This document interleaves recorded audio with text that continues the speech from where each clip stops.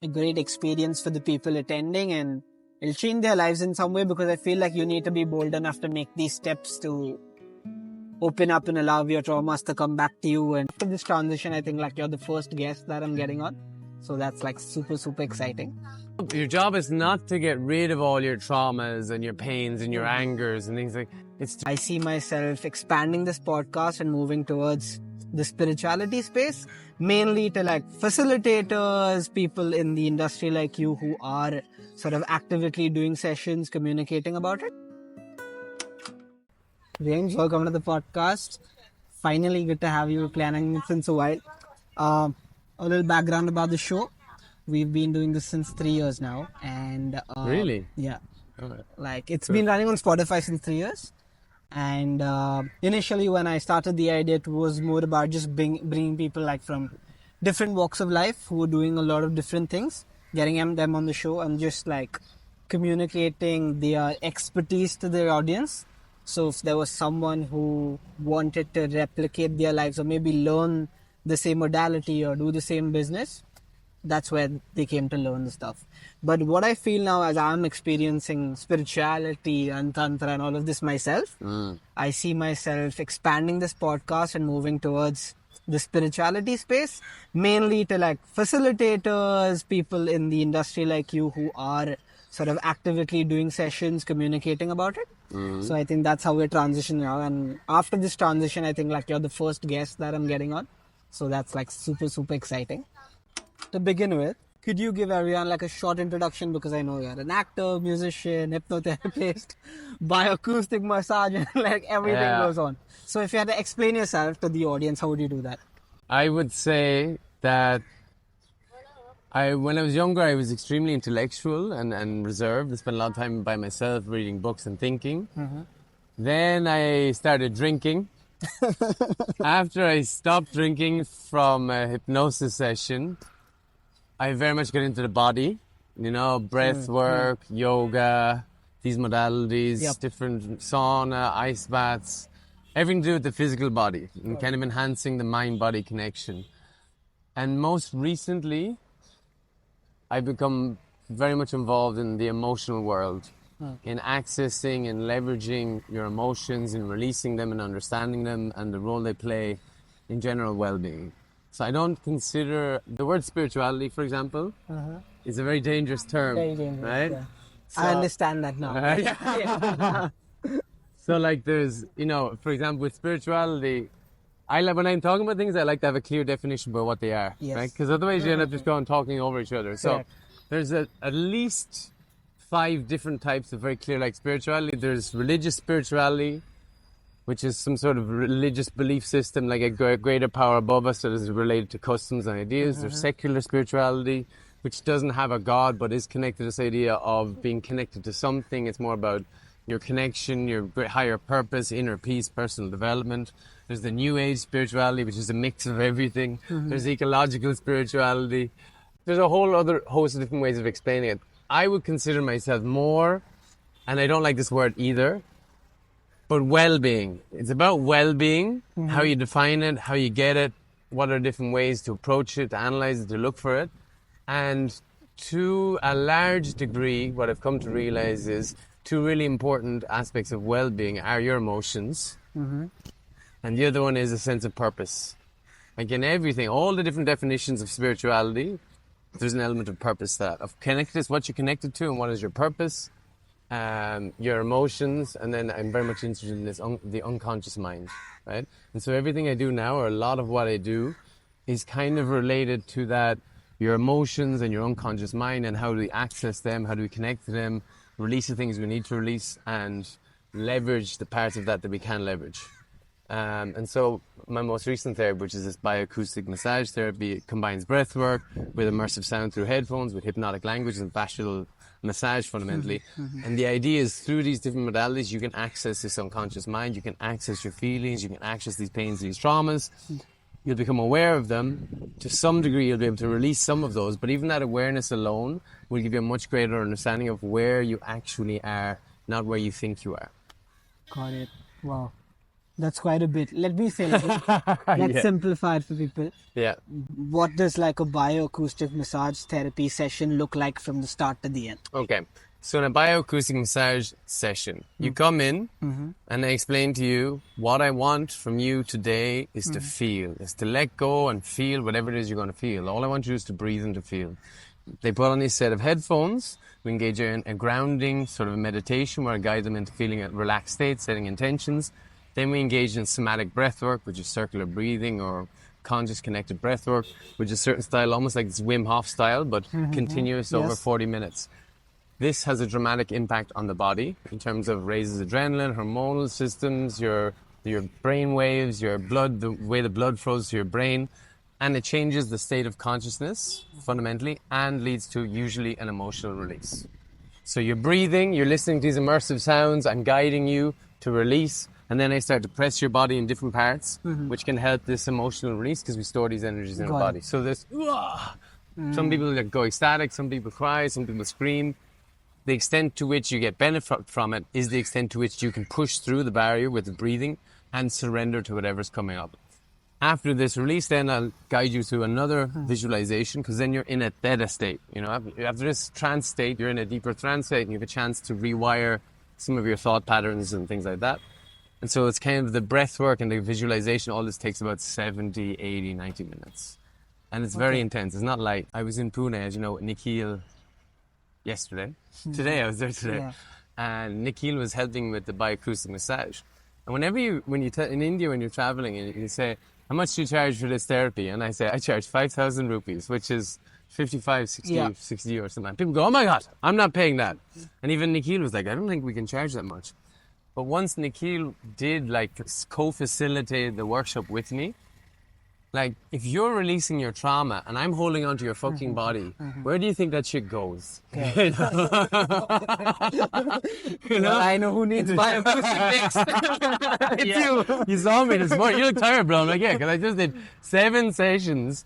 I mean, I did 4 or 5 bioacoustic massage sessions in a space of a week. Okay. And when you've done the experience, you understand that, I understand why we pay for that. Because it's not some third eye meditation. No, it's like this. Yeah, I'm done myself, so I understand. Yeah, exactly. Yeah. And so that's it.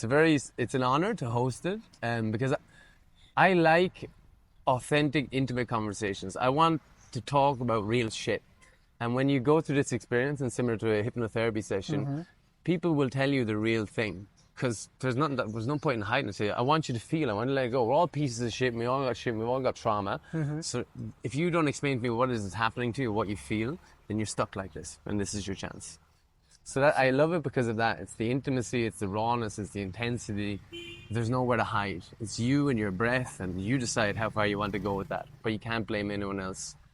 Yeah, no, absolutely. I agree with you. First time I met James was in Goa after Tantra, and we just happened to like go for this session. Alexandra, who did it with him, was with me in Tantra, and then she promoted to us, and me and Vicky thought like, what's going on? Yes. Like, should we go? What's happening? Then we meet James. James comes very warmly, speaks to us, and we're like, okay, fine. We feel safe. We're in the right place, because I feel like sometimes, specifically if you come like from cultural backgrounds like mine, you're always a little hesitant to allow yourself to open up in sessions like these. So I think that's beautiful. Like when I see like the intersection of like people who haven't been in such situations, allow themselves to open up, and then so, and this was the one we did was a hypnosis session, right? Yeah. Which was masculine and feminine energy. Yep. Very interesting as well. Yeah. So very true. That was, I think, like the first point where I was like, okay, maybe I'm moving into like the right space when I talk to people like you or experience such modalities and stuff like that. Okay, great. Could you tell me, like, for someone who's, let's say, interested in this space from the perspective of, okay, they come for bioacoustic. Let's say it's me, I come for bioacoustic, I sit with you in the session and I'm like, fuck, this is amazing. I want to do this for other people, help. I want to like get into the space to help other people. What do you think is like the journey someone like that takes? You know, I have a very, very easy, straightforward answer to this one, thankfully, for everyone involved. Okay. So, for example, the wellness industry it's a very competitive space. And in order to compete, there are 2 ways you can charge more than other people. You can add psychedelics or you can give a diploma. And what happens is people who want to go into the wellness space they get into this pyramid scheme of, okay, well, I need my breathwork facilitator training and I need my 400-hour and they go and they pay more than they should for a low quality level thing that happens to be Yoga Alliance certified or some bullshit like this. It's expensive, it's inefficient, it's annoying, you're frustrating, and you're kind of being duped and conned depending 90% of the time by the people who are doing it because they want to make money from you, right? And I'm not saying that the training isn't good, and I'm not saying that psychedelics aren't great. I'm just saying that the most efficient way for you to learn is to offer your services to a competent facilitator in whatever way you can, right? Imagine this, rather than going away on a 30-day breathwork facilitator training, you just reach out to every single breathwork facilitator in your region, in your area, and said, I will help you on anything you're doing. I will volunteer for this, I will do this, I will host, I will set the place up, whatever you want. I just want to see what you do, I want to experience it, and anything you want to give me to do, I will do that, right? That's 10 times more efficient in terms of how much information you're going to acquire, practical knowledge, you're going to be experiencing it, and you will acquire nuggets from everyone you do it. So when I started in this space, that's what I started doing was collaborating. I have a space in Barcelona, so you collaborate. Everyone comes along, you run a space together. I usually do them with girls because it balances out that the energy, and they usually lack a male energy in that space. And so I get to learn, some way they frame something or something they say. So I'll give you an example. I was running an active meditation dance with Anne Buthello, a wonderful lady, in Pune. And she, at the start of her active dance meditation, she used a track, which is the 639 hertz, which is the frequency of the heart when it's in perfect sync, right? Following that, she used another track, which is the frequency of brain and heart coherence, congruence. The frequency that's emitted when your brain and your heart are in sync. I loved it. I was listening to it, I was experiencing it, I felt it, I watched the expressions on everybody's face, I saw how much they liked it, we had them put their hands on their heart, I experienced it, and I went, fuck, that's genius. And I use that now all the time, and I love it because it's experiential. That's experience, that's firsthand. You've lived it, you've learned it, you can apply it straight away, and as soon as you learn it, you apply it, and boom, you've got a new skill. It's in your toolbox. So anyone wants to get into a space, try out these different therapies. If you don't have the money to try out these different therapies, volunteer. If you don't have if you can't volunteer, offer to find people to attend those workshops. Usually the facilitator will give you. If you can bring me 2 people, then you can come for free, something like that. So try them out, and even better, try and help the facilitator in some sort of way. I think that's pretty straightforward. That's usually not the advice I get in this space, so it's good that you're saying What's something. What's the advice you get? Usually they'll be like, oh, get trained, spend so many hours, as you said earlier. Yeah. But I really relate to this because I think the same thing happened like with the ecstatic dance that we're doing. It doesn't mean like I know how to facilitate them, but surely I can get the people, be part of it, learn, and maybe do one myself the next time. Who knows? Most of facilitating is your presence and your essence. It's how long you've been in spaces, it's how much you've held space, and if you've held space and done it in one way, it's translatable to something else. I agree. It's not like if a lot of trainings for breathwork trainings like just do loads of breathworks. But doing a breathwork and facilitating a breathwork session is completely different.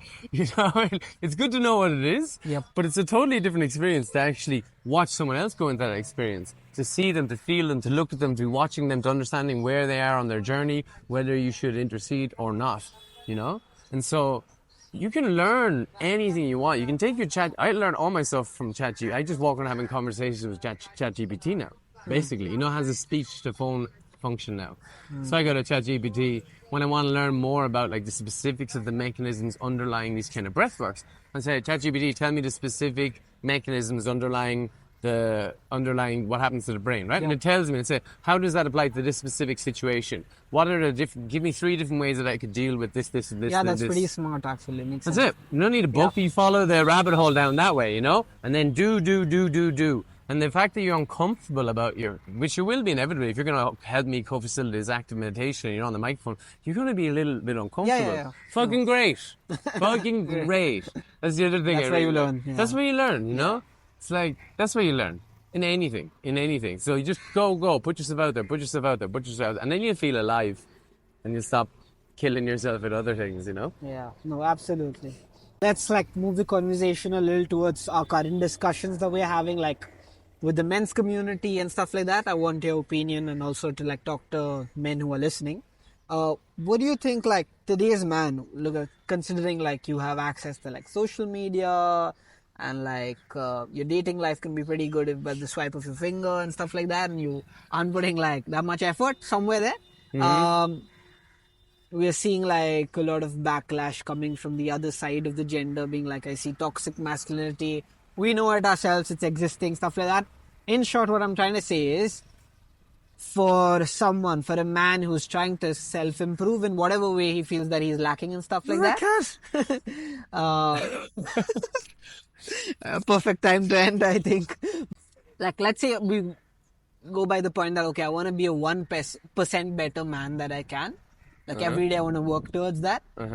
What do you think, what are the changes I can make in my daily life? Whether that's food, diet, fitness, my emotional health. What do you think is like the actionable steps like today's men can make? You know, most of the time when people ask advice of this style, if you're watching the podcast, people will give you like a set of routines. And like, it's not like a lot of times like, I don't want to be the person who's, I look at this person, I don't want anything to do with their life. Why would I take these advice? It's usually some sort of control. Okay, and then you have this step and this process and this process. For a man, which is I just want to come back to one point you made. Your dating life is not going to be easier with the swipe of a finger. What I mean is like I get access to easier. Then I would rather than go in a social setting, attempt to talk to okay, you can be drawn away into that for sure. I would say that accepting that your self-improvement, at least for the first part of it, is going to be a lonely process. That's a big part of it. Secondly is to do something that genuinely makes you nervous and scared. That's going to bring you alive. Those are two really important elements. When you start to improve, you're going to be lonely. Your friends are going to tell you you're fucking weird. You know, that gap, I mean, it'll have been said in a million podcasts, that gap is the goal point, you know? That's where, when you're suffering, you're lonely, you're confused, that's how you kind of know you're on the right path. Because if you're not lonely or you're not confused and everyone's saying, well done, you're on the wrong path. Basically, because you're trying to change. And if you want to change, people should start to kind of question what you're doing. Doing stuff that makes you uncomfortable. Like the reason that I have, a lot of this probably comes from a sense of inadequacy, first of all.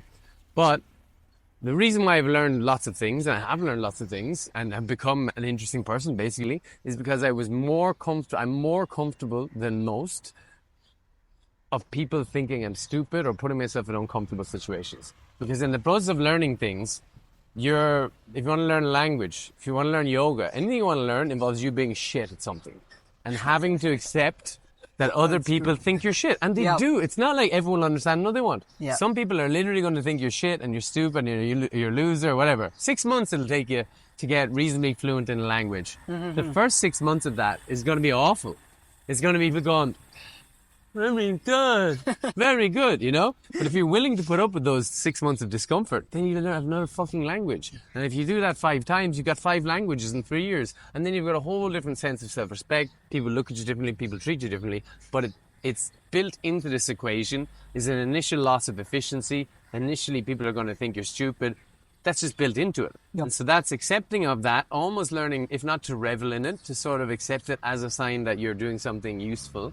And then to push yourself to do things that make you uncomfortable, and hopefully at some point to find a community of people who will support you to do those things. You know, like when you're around like energetic, good friends, and they push you, but it's not even that they actually have to push you to do it, but simply their energy and the way they are around you means that you'll run up to someone and go, woo!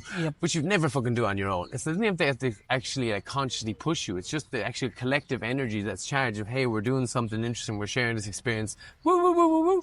That's going to push you. So 1, accept it's going to suck. 2, accept that you're going to be alone. And 3, when you can, if you can, find people who will elevate you and hold you to higher standards. Were you talking about yourself in the last point? That's usually your energy. But it isn't when I'm on my own, you know. It's not when I'm on my own. No. Spent a lot of time by myself. And I think partially hard to know, but I think that one of the reasons why I become so energetic is because I can't really handle shitty conversations or people. I can feel when there's dynamics, there's egos, there's something going on, you know. But the energetic thing kind of as a way of redirecting conversation or breaking patterns. That's also a big skill, by the way. It's pretty deep inside, actually, when you think about it that way. Absolutely right. So, in short, I'm saying, like, what you're trying to say, just like kind of throw yourself in the discomfort in the deep end, and work your way through it, kind of thing. So, it doesn't even need to be throwing yourself. My friend of mine, Kieran, I often mention this. He was trying to become better at approaching girls, right? And so he'd be sitting in a cafe and he was always writing in his journal. And what he would do is when he saw a girl who gave him a look, or, there was a moment where he would write the word opportunity in his notebook and he put a little box there, right? Or not. Or not. But at least he had to, this is the important thing, he had to recognize that there was an opportunity. Whether he took it or not was different. But when you look back over your day and you're trying to blame other people for your life being shitty or it's unfair or no responsibility, and you look in your book and you see that there are 3 opportunities and none of them you took, then at least you know you have something to work on, that there's a courage thing, there's a fear thing. That's the first step in all these processes. In any emotional, psychological, spiritual, it's awareness, right? It's the awareness that I'm sad. It's the awareness that there are opportunities. It's the awareness that I'm afraid.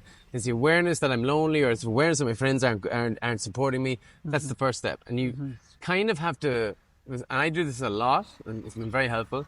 I put myself in situations where it's indisputable that the responsibility is mine. So I'll give you an example. I moved to Barcelona and I decided I wanted to be a street performer, right? And play music and things like that. And I hadn't played street music in a long, long time. When you haven't played it for a while, it makes you really nervous. Yep.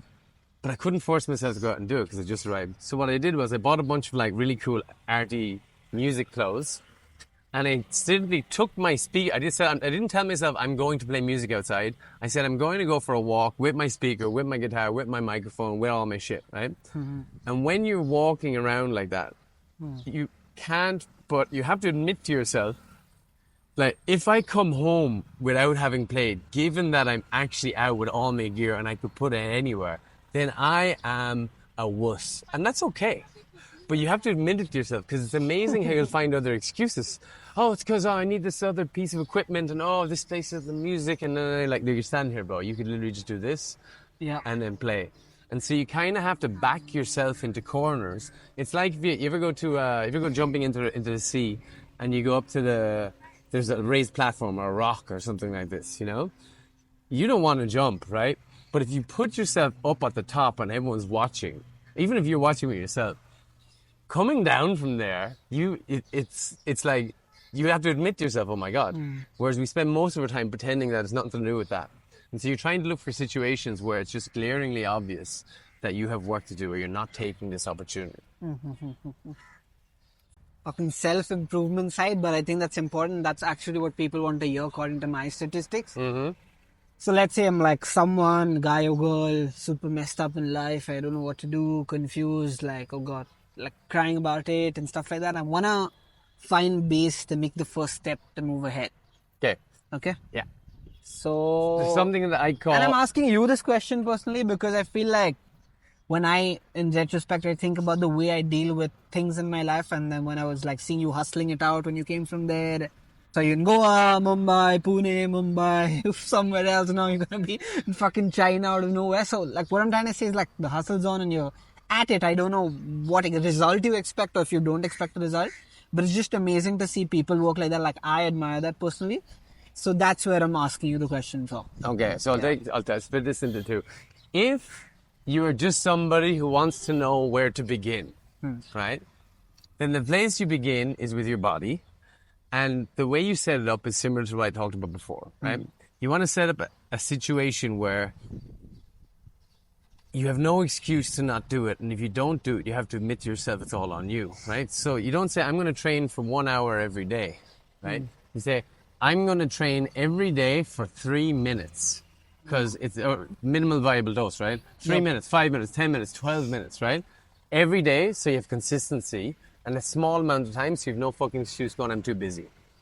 That's it. And every day, why not every day? 5 minutes every day, you can do that. If you can't do that, then you really have to sit down and reevaluate again. Why the fuck can I not work out for 5 minutes every day? Because if you work out for 5 minutes every day, like push-ups, jumpies, burpees, squats, all that kind of stuff you've never worked out before, you're going to get fit and you're going to do it for a longer time, right? That's it. Minimal viable dose. 2 minutes of breath work. 5 minutes of meditation, 5 minutes of working out, 2 minutes of journaling, like 10 minutes a day on your well-being. Compounded over time, you become a whole different person. Compounded over time. Like a short, bad plan consistently applied is better than a really good plan that you never fucking apply. So that's what I would do with that. Simple. Simple. In terms of hustling, in terms of going after it, that comes, first of all, from a long time of suffering. Like, you know, of learning, experimenting, failing. And then, like, in my case, I found kind of the magic sauce with this bioacoustic massage thing. It's something I'm passionate about. It's something I know about. It's something I've tried millions of different mechanisms and roles. I was doing Wim Hof, ice bath, sauna, hypnotherapy, NLP. I've been doing all this stuff for years. And eventually you come to something and they're like, oh, but you also have to put out yourself and do these workshops and reach out to people and co-facilitate shit. You know, like if you reach out, you think about think about all the things that you could. Here's what I did actually. I'll break it down for you like this. It was like, you write down 10 things in your life that you want to achieve, right, this year.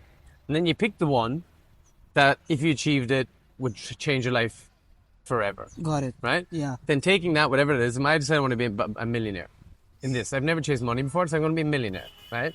Okay, that's the one that would change my life in terms of my ability to provide for people around me, in terms of my ability to realistically to attract the kind of mate that I would be interested in, to provide for a family, to support any family members, friends to be in a position. It's the money. Now, because I have most of their skills and things, you know, I'm healthy and all that kind of shit.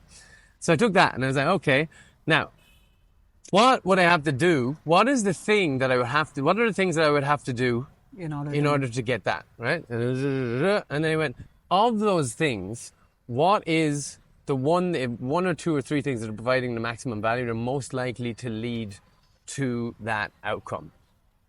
And in my case, it was like two things. One was networking, because the service, the skills, all this kind of stuff, it was networking.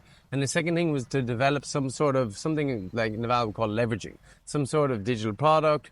You know, you're building your personal brand, you're networking, and ultimately you're coming up with some sort of digital product which will allow you to leverage, sell, taking advantage of, you know, zero marginal cost, scale, all these kinds of different sales techniques. And so when I realized that it was networking, then it's simple for me. It was like, okay, take out my Instagram. My Instagram's not the best, but you can see that I've done cool stuff and it's interesting, right? You. Someone answers and say, I don't really care. I don't care if they take more than most people. Like, you know, a normal split in the wellness industry would be kind of 70-30 split. Yeah. 30% to the host, 70% to the facilitator, right? They leverage their network. They spend their costs kind of cut into that, whatever. Here in India, everyone's trying to get 50-50 after tax, 50-50 after tax, which is one of the reasons why you don't have many people coming, like high caliber wellness people coming to India, is because the spaces are always negotiating. They're always a bit shady. They're always trying to fuck you over a little bit. But I don't really care. In the short term, it doesn't really matter if they say, I just need to survive here in India, right? Because it's just meeting as many people as possible, seeing what kind of opportunities come out, getting loads of really good content, going, okay, people are impressed, they're interested. I can fuck off and come back in a year's time with everything all laid out for me well now. Next time it's like boom, boom, boom, boom, boom. So it's largely like, what do you want? Be really clear about what you want. Be really clear about what are the resources that you need in order to obtain that. And then figure out what are the one or two things that you could be doing consistently that would lead to that, at least initially. I don't know, what do you think? What would yours be? Looking at it now, it's always something you don't want to do, because otherwise you'd be fucking doing it, you know? If it was just me, if my thing was doing push-ups, I'd be sorted. Just have to get up and do push-ups, James. Yep. No, it's on the similar lines. Actually, the technique that you spoke about writing 10 goals is like by this guy called Brian Tracy. Yeah. Who's Canadian-American. Yeah. So and that's something that I followed for a real long amount of time. But now I find myself at a stage at 25 where it's not about like I don't know what to do. It's like I have too many options as to what I can do. And that's, I think, even like a bad problem or a good problem. I don't know. Bad. But it's my problem as well. It's funny, you mentioned the start. Yeah. Actor, musician, and you can kind of do everything. And then you have to find something that fits kind of maybe two or three of your top skills. Yep. With me, actually, at the moment, this bioacoustic massage thing is working really well because I have a trained voice. I have done this kind of physical touch before. I'm really good at watching people break down and holding that space. I didn't think I was, but I'm really good at that, you know. It might not ultimately be the thing that goes, but you have to pick one thing, right? And podcasting's fun, though, to be honest. Yeah, it's always been like it was never like, okay, I want to do podcasting. It was more about I want to create conversation and learn. That's where it comes from. Like tomorrow, even if I don't record this, I would love to have this conversation with you. It's always been that way for me. So it never feels like a task or a job to do. But for me, it's more about like the men's community that I spoke about, then maybe working and collaborating with you on the work that you do, because that's fucking amazing and interesting to be part of. I have a family managed business where I help with marketing. So a lot of things. And I feel like after a certain amount of time, if you don't do that, then you definitely need like one workshop or one thing that you can deliver that you're constantly focusing on that. So the bioacoustic massaging is the thing that people look at and go, all right, and it's kind of something I can lead with that. People experience it, they go, wow, now like I'm having a conversation with you, I'm having a conversation with Nikhil about, okay, how can we do an online course? How can we do this? How can we do that? So you want something that's really impactful, that you can deliver really well. You practice delivering it, that it has this effect that people go, wow. Yeah. Then they remember it, and then you can open up to something else. So whatever it is, there's like one good fucking workshop that you hone, that you make really meaningful and interesting, touring around and offering that workshop. That's going to open up to other collaborations. People go, wow, it was really well put together. I understood. I got a lot of value out of it. Da, da, da. That's something that you can work on. It's like just pick one, hone it, practice it, run it 20 times, offer it for free, offer it for a low amount of time, whatever. And then from that, if you run a really impactful workshop, you can sell something, you can provide some other secondary value, you can funnel that after that, right? But until you have that workshop, you're but you're going blah, blah, blah, blah, blah. Until people experience something, then they go, give me more, you know? Yep. For sure. I think you're like bang on that. Amazing. Let's say for all the people who are interested in either attending your courses, connecting with you, calling you to their offices to do it, as that's something new that you're exploring into, like what's the way, how should they connect with you? I keep changing my handle. So interestingly enough, there's this catch between having like a personal brand and a company brand, right? I'm struggling with it. I've been flopping back and forth. At the moment, my Instagram name is James McCauley Playful Growth. Yes. So Playful Growth, if you stick Playful Growth into Instagram and you see a bright green tree, that's me, you know. Playfulgrowth.com, it's a nice looking website. Those are the two ways, really, you know. Okay, great. For the people listening, I would suggest that have him over like to your corporate offices and to your homes and stuff like that to collaborate and work with him, because I've closely been in touch and working with him and understanding how he works, and I feel like it'll be like a great experience for the people attending, and it'll change their lives in some way, because I feel like you need to be bold enough to make these steps to open up and allow your traumas to come back to you, and really you take control of them rather than them controlling your life forever. So that'll be the best way. On the 15th of March, we are doing the ecstatic dance in South Bombay. So if you're interested, you can send me a DM and James will be facilitating it. We're doing it with Way Well Life, which is our upcoming wellness brand. So that's where you can see us. Anything else you want to share, say? No, I think it's really good. I mean, yeah, I would say this, you know, like your job is not to get rid of all your traumas and your pains and your angers and things like. It's to actually just recognize that you have them, you know, feel them, and then to the extent that you can get rid of them, you get rid of them in whatever way you can. But you probably know you don't want to get caught in the road of always trying. You want to be happy. It's like, oh, I'm still a bit nervous. I'm fucking anxious as fucking straight. Like there's no like point when you reach of like enlightenment at all. Yep. But you're just grinding away and doing it, and it's more about satisfaction than happiness. Life is more about doing difficult things that are important to you and looking back and going, wow, I did shit. Instead, and that will bring happiness more than searching for happiness. Looking for happiness will never work in your favor. It's like doing things that seem meaningful, doing hard things that are difficult, that create value for other people. That will lead to happiness, not the other way around. Crazy. And I think that's the reason I do the podcast as well and meet people like James, because I feel like, I'm interested in wellness, interested in this space and the stuff that's happening.